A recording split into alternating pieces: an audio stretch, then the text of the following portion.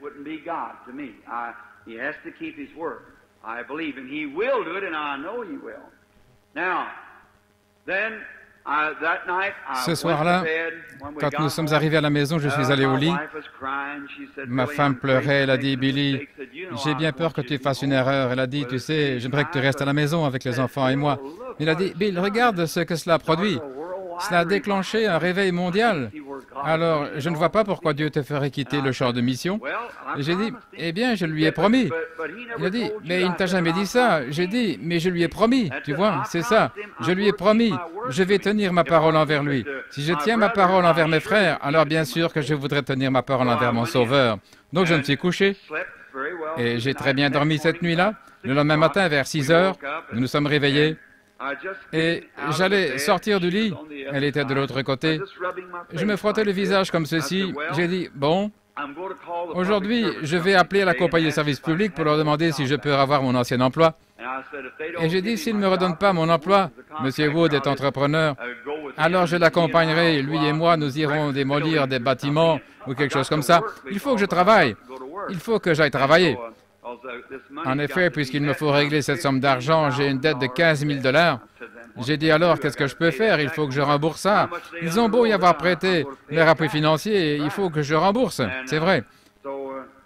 Donc elle a dit, tu vas appeler M. Barr ce matin?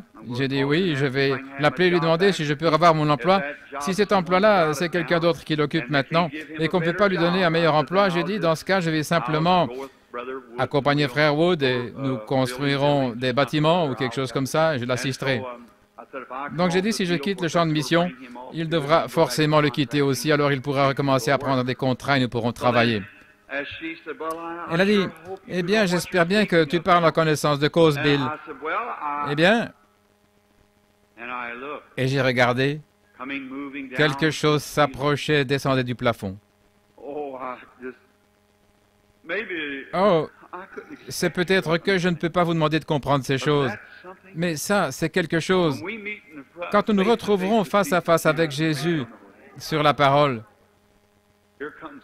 quelque chose s'approchait. J'ai vu deux petits enfants au teint foncé qui descendaient, là, ils tiraient un petit chariot.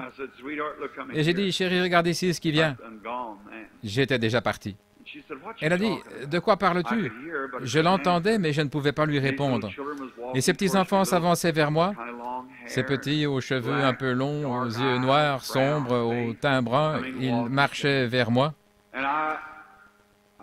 Ensuite, j'ai vu, je me suis mis à avancer, j'ai dépassé l'endroit où se trouvaient les enfants et j'ai vu M. Arganbright, mon frère qui m'a accompagné à l'étranger bien des fois, et je l'ai vu, il était debout en train de me regarder, je me suis avancé vers lui.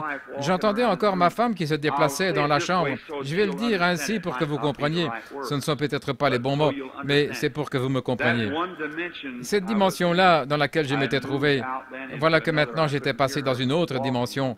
Je ne l'entendais plus marcher. Je n'étais plus là.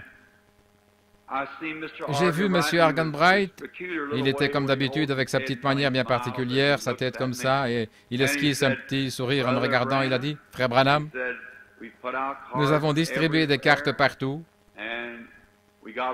nous avons prévu un moyen de vous faire entrer et sortir, tout est prêt. » J'ai dit, « D'accord, frère Arganbright, quelle direction dois-je prendre ?» Il a dit, « Continuez simplement à avancer. » J'ai continué à marcher. Je suis passé près de quelques ministres.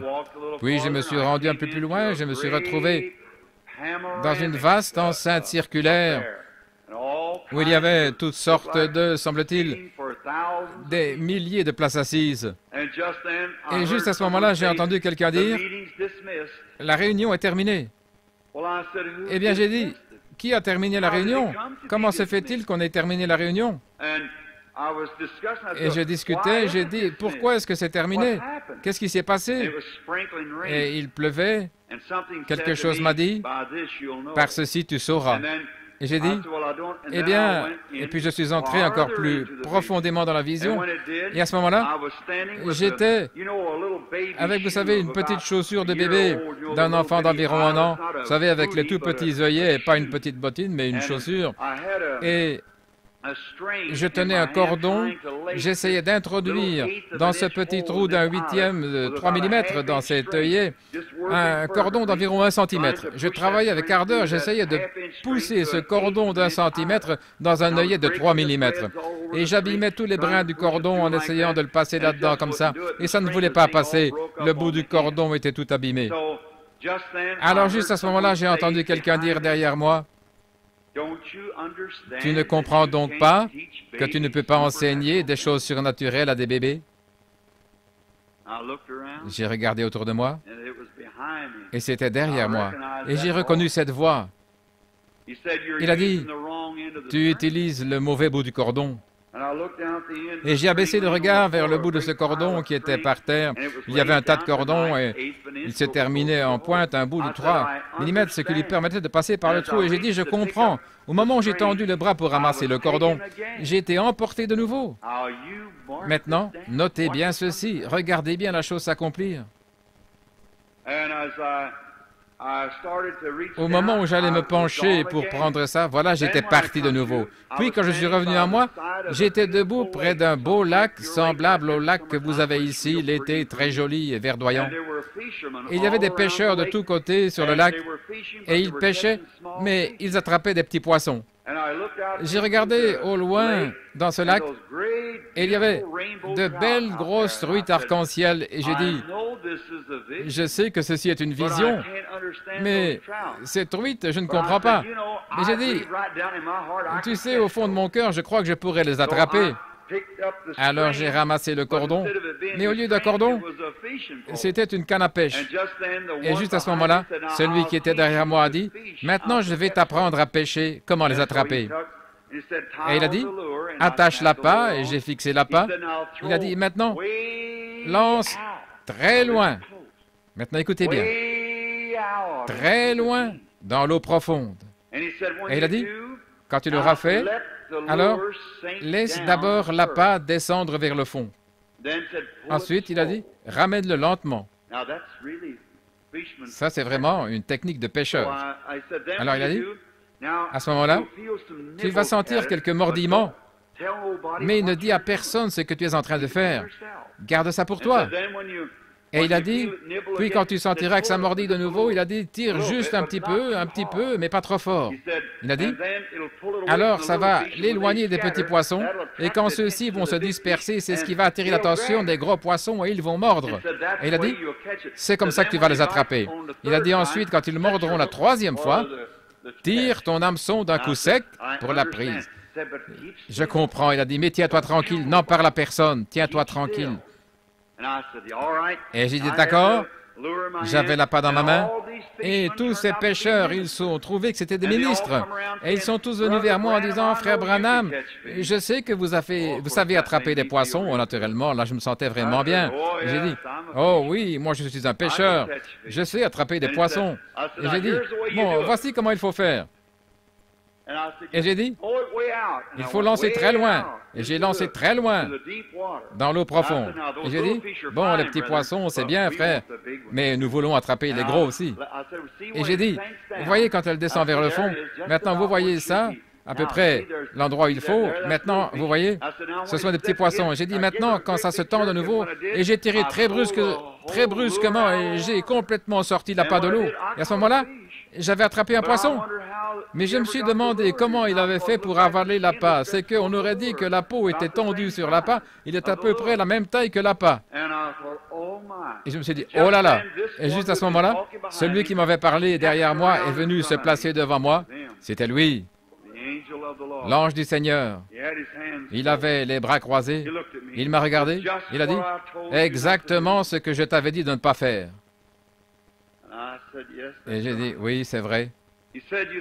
Il a dit, tu vois, ce premier pull, c'était quand tu mettais ta main sur les gens et que tu leur disais quel était leur problème. Il a dit, le deuxième pull, c'était quand tu allais connaître le secret des cœurs, comme je te l'ai dit.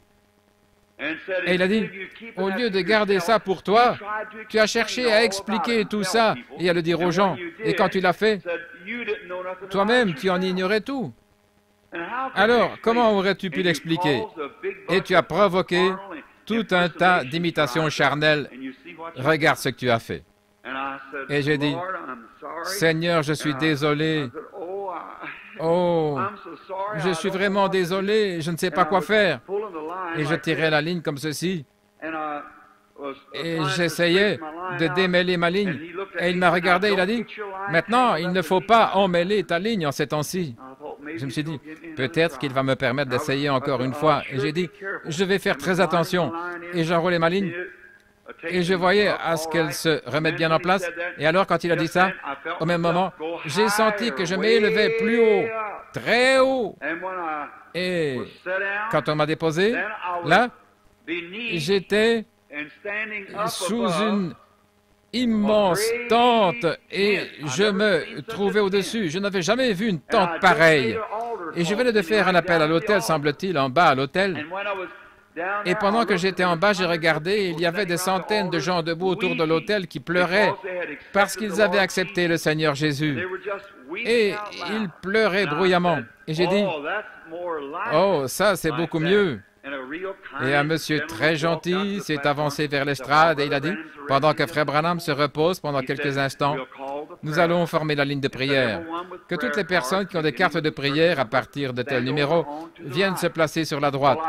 Eh bien, j'ai remarqué que cette ligne de prière faisait le tour de la tente continue à l'extérieur, là, et sur la rue. C'était toute une ligne de prière. Et j'ai jeté un coup d'œil, ça se trouvait à ma gauche à ce moment-là. Et ce serait à ma droite, si j'étais debout sur l'estrade, ce serait de ce côté-là. Il y avait une toile tendue là. Et derrière cette toile, il y avait une petite construction carrée d'environ 3,50 m sur 6 mètres de long, quelque chose comme ça. Eh bien, j'étais là à regarder et j'ai vu qu'il faisait venir une dame qui était sur une civière. Et il y avait là une dame qui notait son nom sur une feuille, là.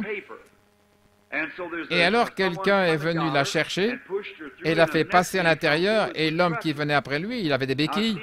Et je les vois passer à l'intérieur de cette petite construction et à l'extérieur, la dame est ressortie en criant de toutes ses forces, en poussant sa civière. Alors, une autre dame qui était de l'autre côté, une femme qui semblait avoir les cheveux plutôt bruns, elle a dit, « Qu'est-ce qui s'est passé ?» Elle a dit, « Je ne sais vraiment pas. Je ne pourrais pas vous dire ce qui s'est passé. Ça fait 20 ans que je suis paralysé. Et regardez, je me sens comme si je n'avais jamais été malade. » Et juste à ce moment-là, voilà l'homme qui sort, en bondissant et en sautant, ses béquilles à la main. Et j'ai regardé ça, et juste à ce moment-là, voici maintenant, et soyez attentifs, il y a une différence entre l'ange du Seigneur et cette lumière. En effet, j'ai entendu quelque chose qui se déplaçait, comme cela le fait quand ça vient ici sur l'estrade, comme un feu qui se déplaçait en battant l'air, une flamèche qui dansait. Ça m'a quitté et c'est descendu, c'est passé juste au-dessus de cet auditoire. Et c'est allé se placer au-dessus de cette petite construction et s'est posé là-dessus. Et alors à ce moment-là, celui qui se tenait près de moi, derrière moi, la même voix, la voix de l'ange, il a dit, « Je te rencontrerai là-dedans. » Et ceci est le troisième pôle, mais personne n'en saura rien. Et j'ai dit, « Eh bien, je ne comprends pas pourquoi là-dedans. Pourquoi ça? » Il a dit, « Ce ne sera pas une démonstration publique cette fois-ci. » Et j'ai dit, « Je ne comprends pas entrer comme ça dans cette chambre. » Et il a dit, « N'est-il pas écrit par notre Seigneur, quand tu pries, ne sois pas comme les hypocrites qui aiment à se faire entendre devant les hommes, mais entre dans la chambre et prie le Père qui voit dans le secret. Et celui qui voit dans le secret te récompensera publiquement. » C'est parfaitement conforme à l'Écriture, ça l'est chaque fois. Et j'ai dit, je comprends. Ensuite, il m'a emmené dans ce lieu et m'a déposé dans cette pièce où je me trouvais. Et là, il m'a dit quoi faire pour la troisième fois. Maintenant, mes amis chrétiens, quand je quitterai ce monde, ce sera encore dans mon sein.